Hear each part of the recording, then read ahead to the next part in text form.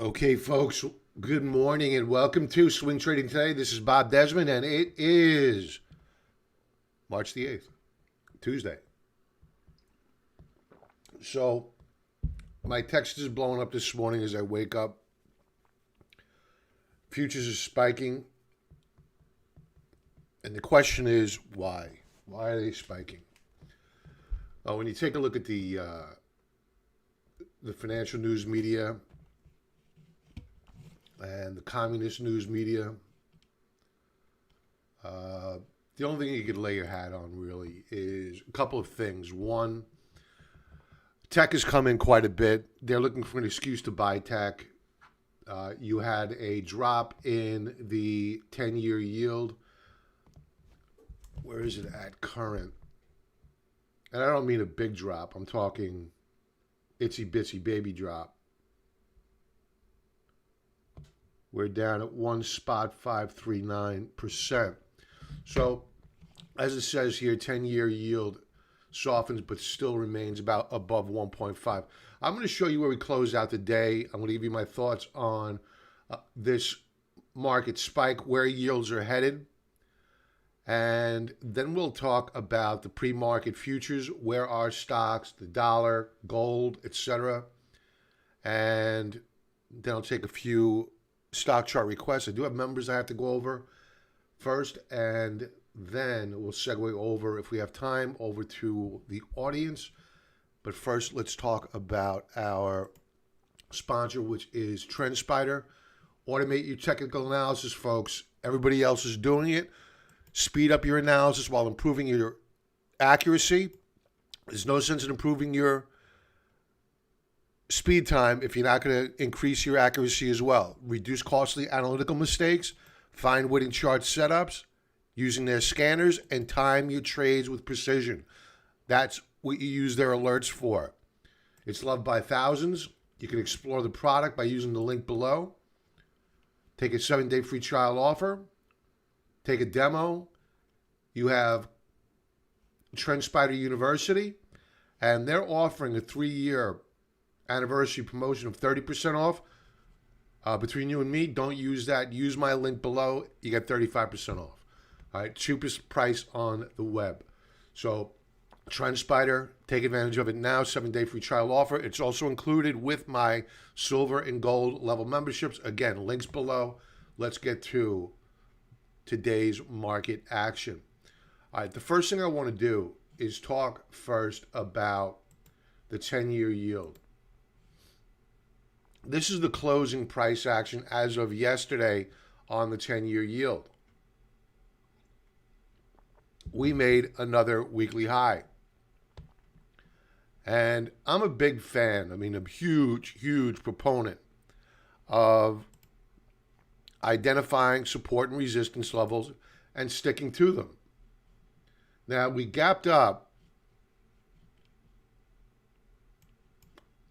I don't want to open up the drawing tool. This is what I wanted to do. We gapped up on the week. We have a little bit of resistance in here, but here's what I'm looking for. I've been saying 1.72. The extreme is 1.74. I think that we're going to see 1.7 before all is said and done. Yes, we're becoming more overbought on a weekly time frame. There's more room to go here. Daily chart.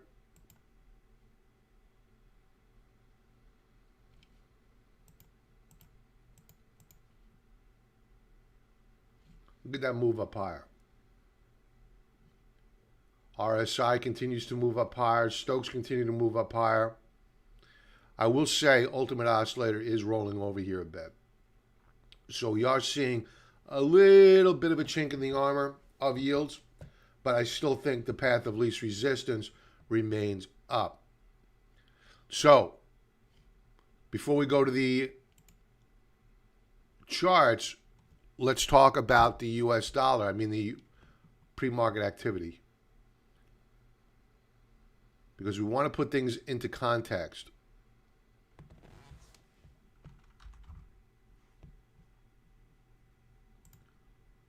Here's the dollar on a daily time frame. It's getting very extended. Can we eke out another day or two higher? Sure. But we're hitting real serious resistance, and we have, on a weekly time frame, an overbought level at the third standard deviation Bollinger Band on the daily time frame. And why this matters, folks, is if you're bullish on gold and silver, you need to understand this chart. This is a daily time frame. Duh. Let's go to the weekly time frame. It's still early. First 2 sips of coffee.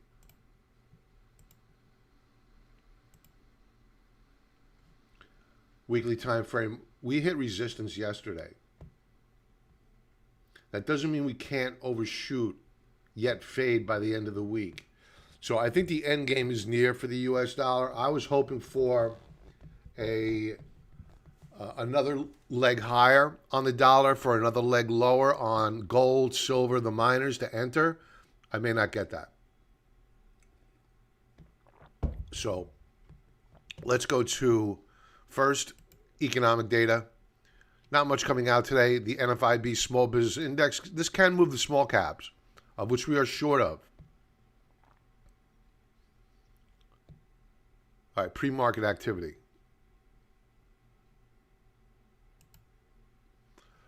All right, let's begin with the Russell 2000. We are up 1.5% this morning. I'm going to use an older word from a trader's handbook from many, many years ago. And the word is boulder dash. Boulder dash. I don't think this is going to hold. I think that this is a sucker's rally. I think they're luring traders in. And quite possibly, I may be adding to the short side before the opening bell this morning.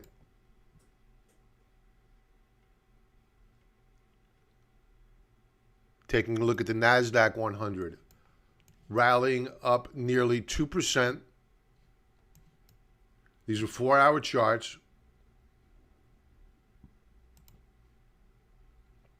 Now,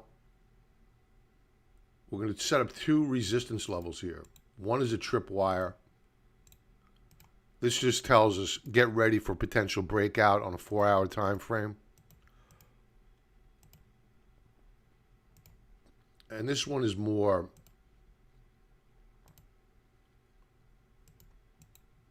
significant because it marks the recent highs, connects the dots. And there it is.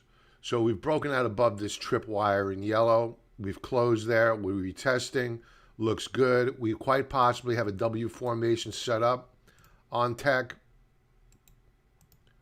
The fly in the ointment is, of course, yields.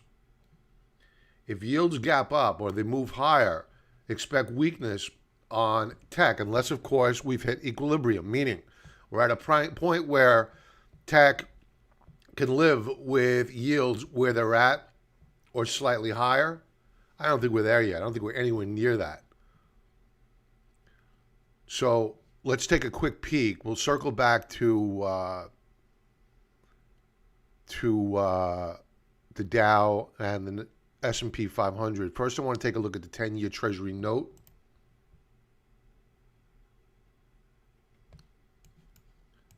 And yeah, we're up on the note, meaning down on yield. But this is not a huge move. I mean, we have yet to break out of this trading range, which we've been in since Friday, pre-market. So, while, yeah, sure, I wouldn't be the least bit surprised to see a rally in bonds. I mean, it's been a bloodbath out there. I'm not going to be the least bit surprised to see a pullback on bonds either. The path of least resistance still remains down. So we'll keep an open mind, but I'm not seeing a major reason to get all excited about yields pulling back here quite yet. We do have RSI putting in higher lows, and we have broken out. This is pretty sloppy, but you get my drift. Higher lows, higher highs. So maybe we're putting something together here. I didn't say good morning to anybody. Samuel, good morning. Eric, good morning to you. Paul, top of the morning. I don't see Pat on. He even sent me a text this morning. I'm fighting back a sneeze, pardon me. Okay. So yields, they may move higher. Maybe. Jury's out, 50-50. The Dow. The Dow is up over a half percentage point. No new high versus yesterday.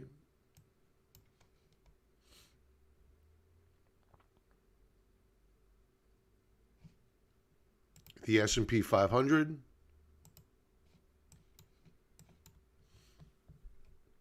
The S&P has, in fact, broken out on a 4-hour time frame. We did so yesterday and failed. Here we are again. Do we fail? Jury's out.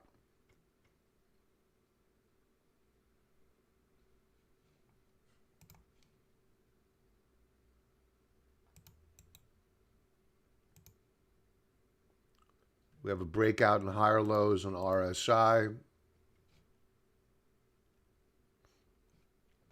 Jury's out. But it looks bullish. It looks like we're breaking out of this downtrend channel. Let's take a look at the US dollar. The dollar is finally catching it on the chin a bit here. When I went to bed last night, it was actually higher. It gapped up for the new session. And has since rolled over. And with that, this is a fairly big move on the dollar. Hey, Pat, good morning. You're on fire today with your text. Gold. Gold is struggling to break out here. Now, last night on Market Wrap, I was looking for a break to new lower lows on gold, especially in light of yesterday's lower weekly lows versus the prior week. We are fighting back here. No breakout yet. No reason to get excited. Yes, we're above 1,700. The question is, do we hold it? We don't know yet. Now, where I was probably overly cautious, but I think for the right reasons, was with the gold miners yesterday.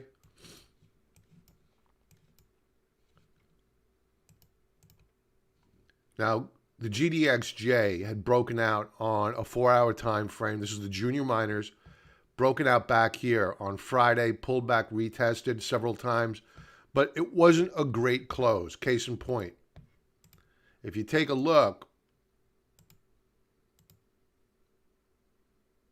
at the sell-off yesterday into the close, we had failed to hold that breakout point. Yet we're rallying today. Is this for real? I don't know. Could be. The gold miners and silver miners, relative to the price of gold, have held up very, very well. And even in light of the rising US dollar, they've held up fairly well. I have to say it. I've been saying it. But I was looking for that one last washout to get to our price target, which on the GDXJ was around 41.50. I may not get it unless we get a big reversal bar today. I may not get it. I'm not going to be chasing here. I'm going to see whether or not we can fill a gap or two. Does this hold yet again? We're going to take a very deliberate approach here because the dollar is still strong in an uptrend and yields are still strong, which is technically bearish for the miners. So very deliberate approach here. And we already have a position. Now, Twitter, we booked profits on yesterday.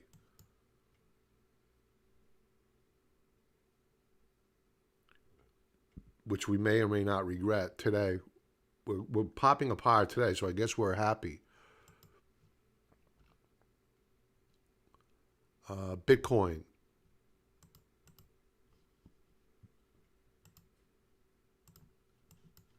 4-hour time frame.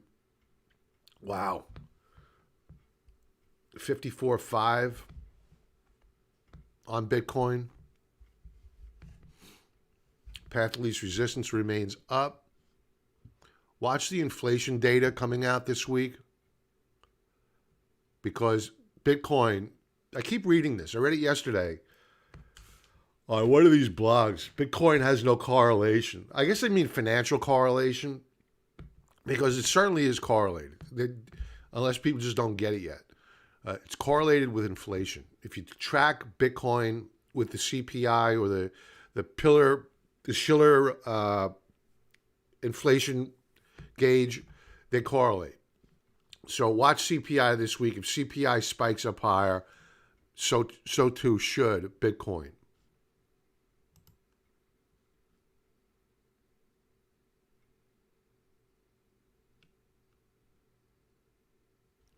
Costco, we're watching, is an extreme oversold trade, moving higher this morning, but it's still very early. A possible W formation forming here.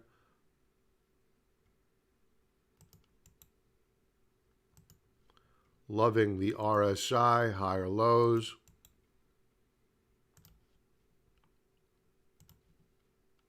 And now higher highs. Costco looking interesting. All right, let's go to members chart request.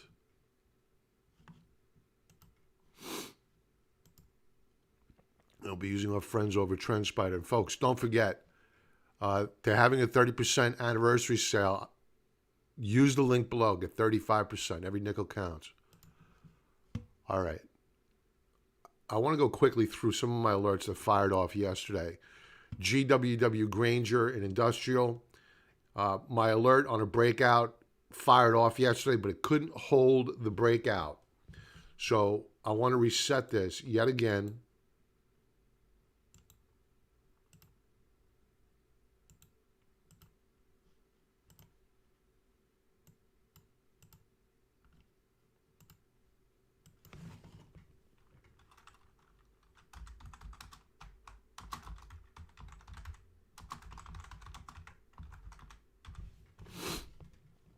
Pardon my sniffles, folks.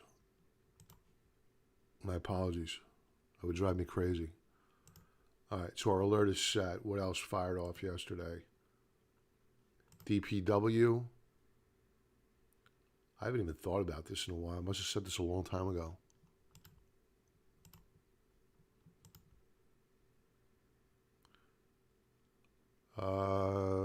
I'm not interested in this.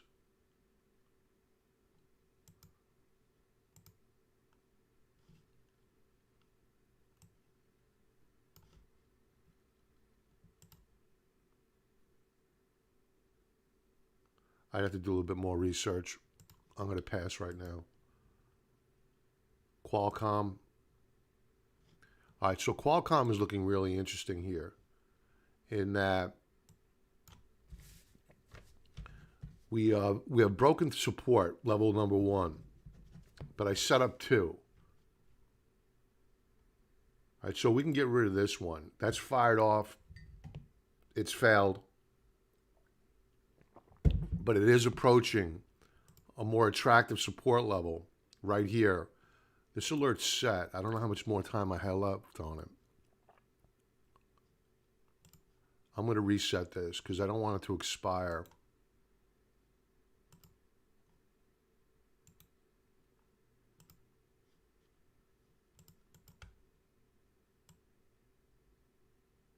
Keep a little bit of sensitivity. I mean, some of these stocks have been in a bloodbath, and now it's really time to take a look, see what's bottoming off of some rock-solid support levels.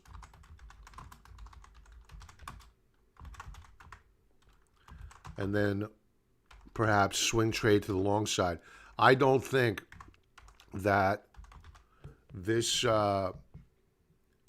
rally in yields is over, folks. We may get a reprieve, but I don't think it's over by a long shot.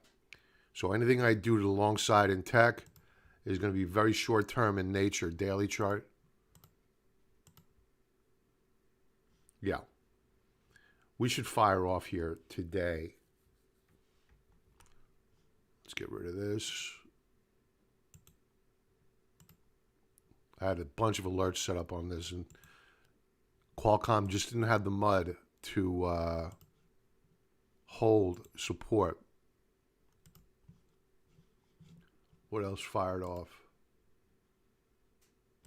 NGA. That's hit support. This is a SPAC. I'm not touching SPACs right now. WHR, Whirlpool, which we watched, that did break out yesterday. And this is on a weekly time frame, so no rush. Let's drill down here. Here's my alert, which triggered off yesterday. We've broken out 3 times before above this level, arguably 5. Once failed, twice failed, third time failed. I don't want it to be the 4th, so no rush here. Really great close on the raindrop chart on volume. Very nice.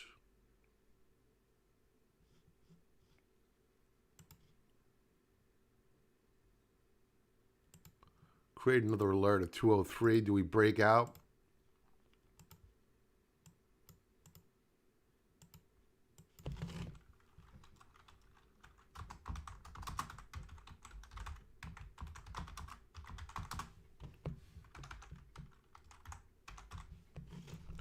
All right.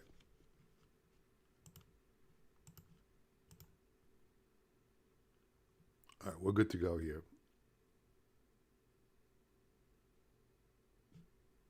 I just want to check back in really quick with the futures.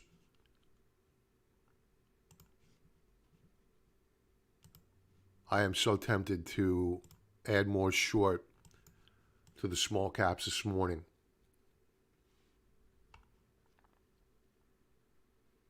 We broke down here yesterday below this lower band of support.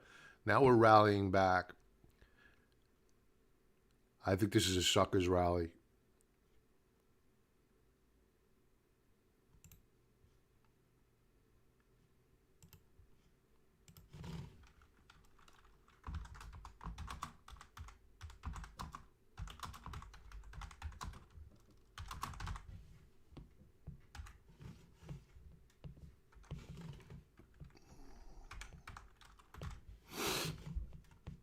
Again, my apologies for the sniffles.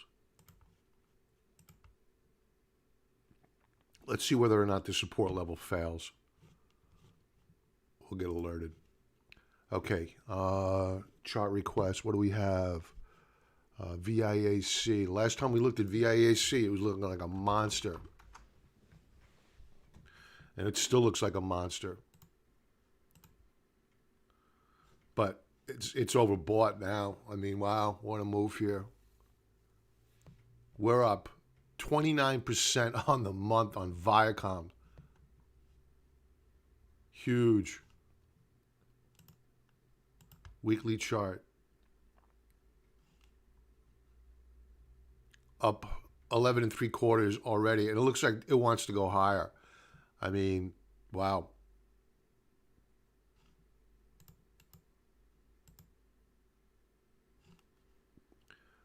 Just be careful here.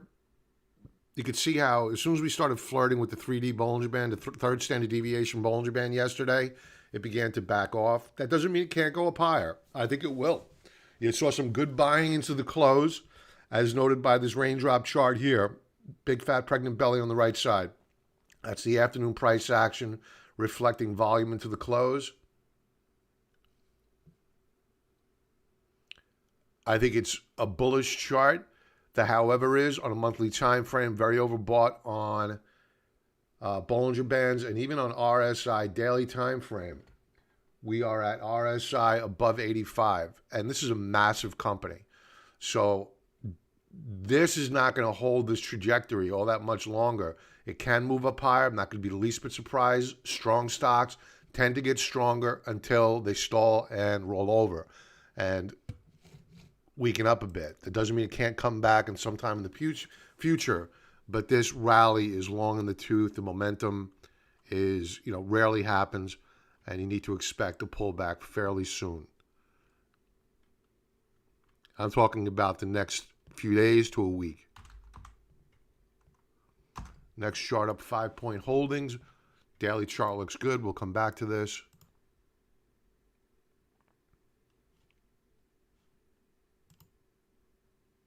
Using the automated trend lines, you can see how we bounced off of support. I'll take them off, put them back on, and there you have it. And we're currently trading above several moving averages, which is nice to see. We haven't been there forever. We do have a lot of overhead supply above, beginning here, right where we closed yesterday. Let's do a deeper dive, weekly chart. Yeah.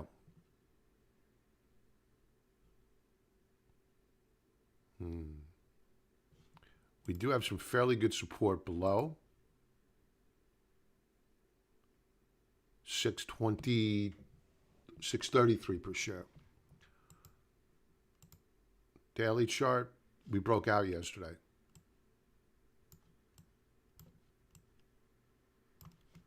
And this is, again, the power. It saves you time, man. Take them off, put them on. All right, so we broke out. The problem is that we have resistance immediately above.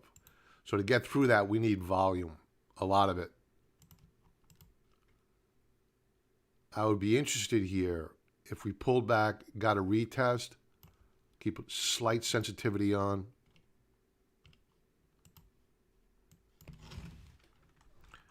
But don't lose sight of the fact that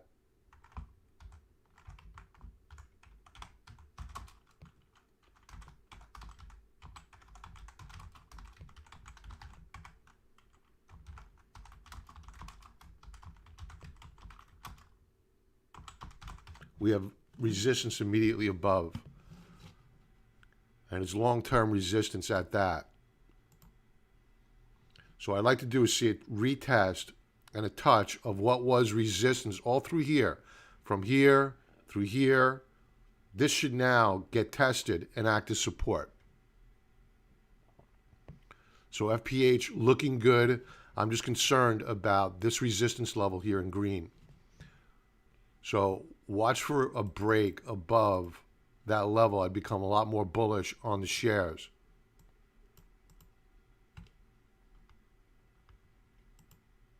Whenever you get this, you try to take sensitivity off and it doesn't work, go all the way to the right, then go back all the way to the left and it comes off. FPH.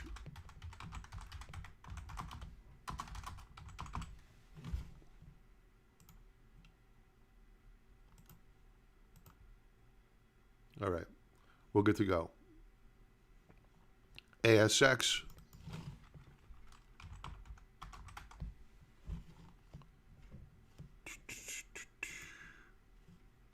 Big Bear, good morning to you. Art, good morning. Costco. Good morning, all. Big Bear, how's the weather down in San Antonio? All that cold weather gone now? ASC Industries. Monthly chart. Ooh, beware here. Hold on, what's going on here?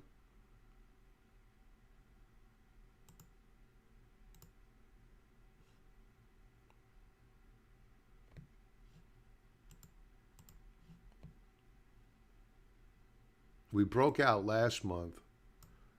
At current, we're down below that monthly support level. Automatic red flag.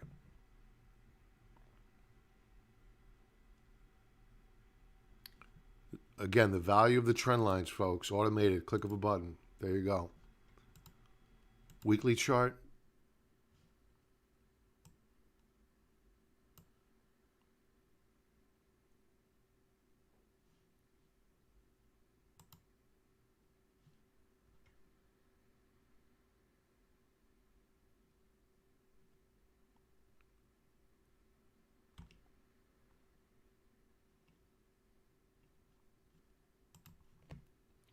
All right, we're just barely holding on to support.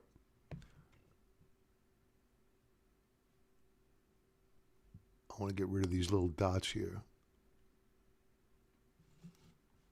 because it's skewing. There we go. All right, that's better.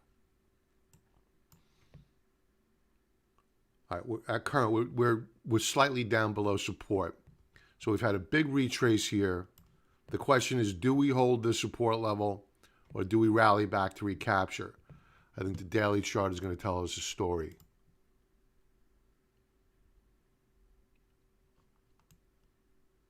I'm going to overlay that weekly support level on top of the daily chart. And you can see we're slightly down below. We really need to close above 721 per share. That's key support. I wouldn't be a buyer until we closed above that mark. It looks as though we're consolidating here along that level.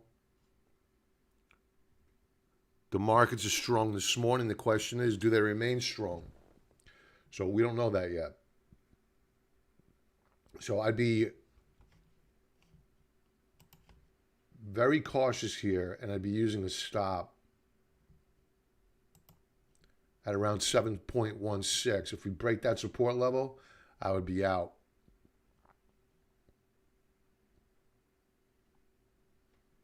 So I'm not loving the fact that we're flirting with weekly support and we're not currently above it. That might change by this afternoon, so we'll keep an open mind, but it needs to recapture support at 7, let's call it 725 to give ourselves a little bit of space.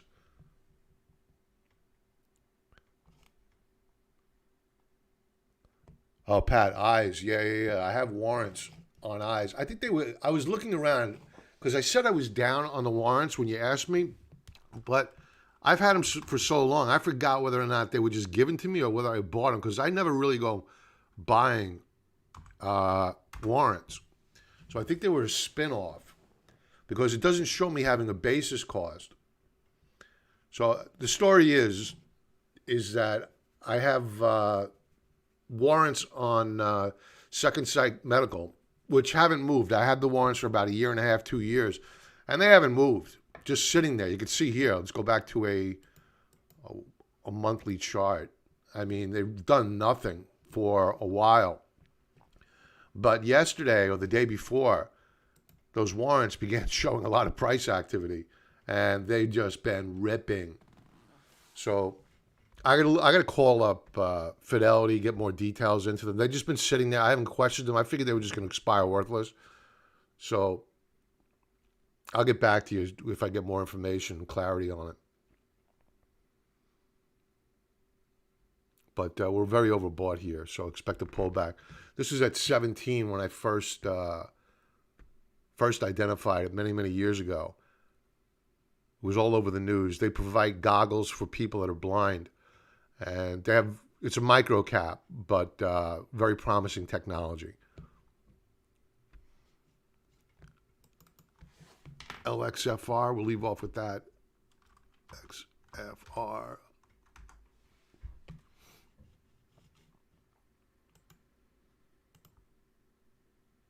Ooh, look at this one.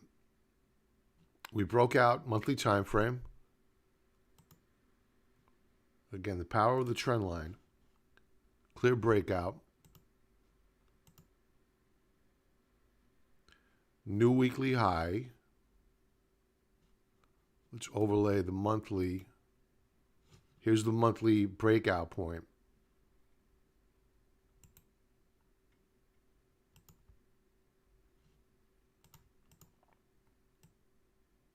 If by chance we get a retest, that might be interesting.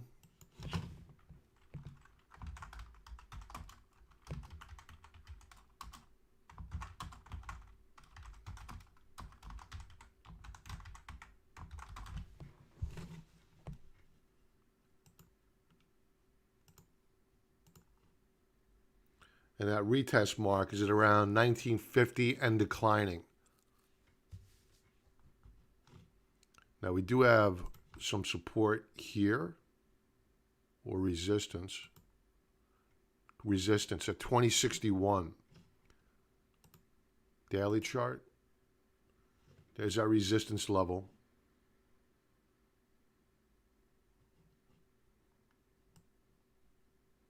Looks like we eked out a gain above it yesterday.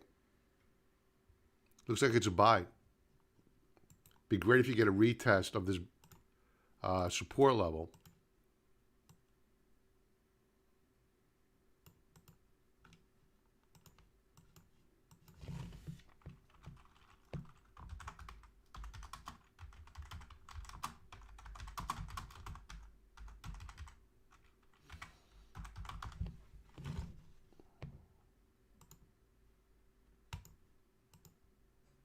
Looks bullish.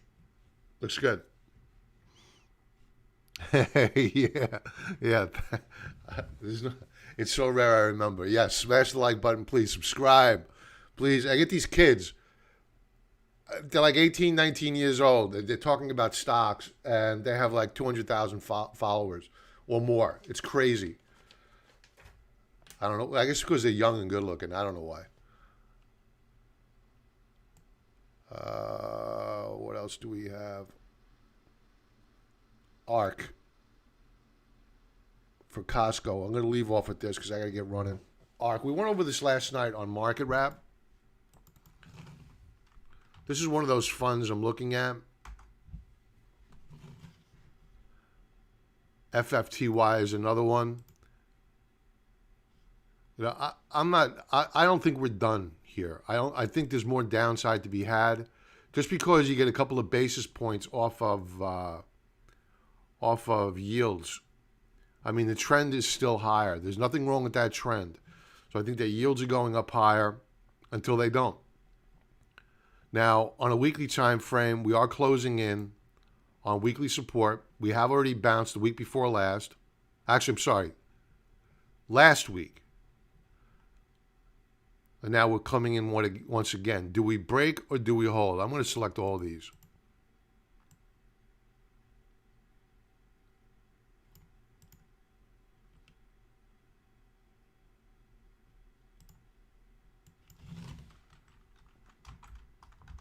I have little doubt that we'll probably rally off of this level. But is it sustainable?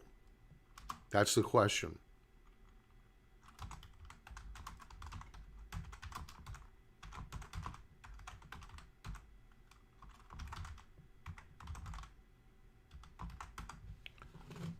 And we'll keep this active for, we should be there in the next couple of days, but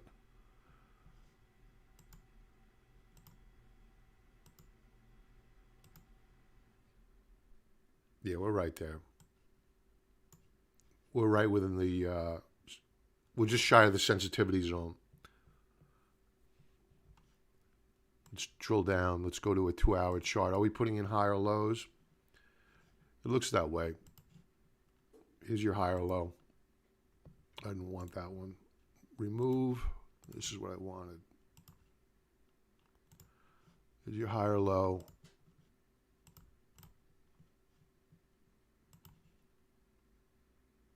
And there's your breakout point.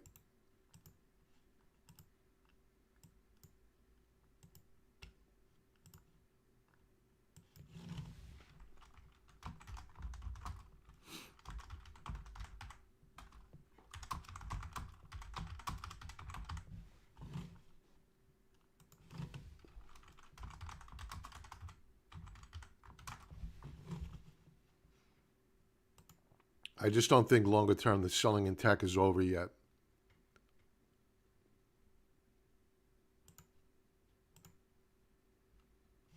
I love the RSI. RSI moving up higher. No breakout yet, but close. So ARC looking interesting as a swing trade. And with that, folks,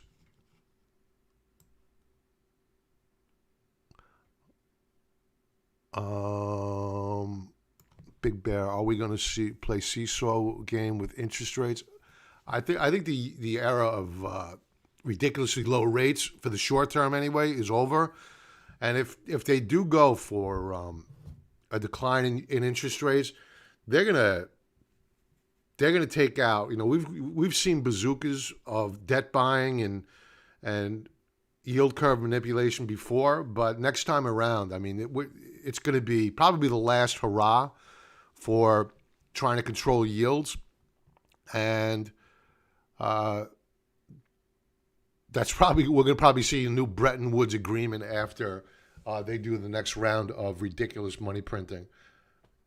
As if what we're doing right now, $120 billion a month, isn't enough. So we're entering a scary period here. So yeah, we're in a time frame of the yields finally coming back and dictating where the markets are heading. And you can see, as you mentioned on Sunday night, we have a tale of two markets. We have high-tech beta, which does poorly in a rising interest rate environment, and the industrials, banks, and energy, which do well in a rising interest rate environments. So we'll see. How long do you think it'll take for the market to get used to calm down to about 1.5% to 2%? Not all that long, I don't think, because on a historical basis, we're still at crazy low levels. The problem is that the debt that we've accumulated over the past even 12 months is just so insane. I can't, nobody could put words to it.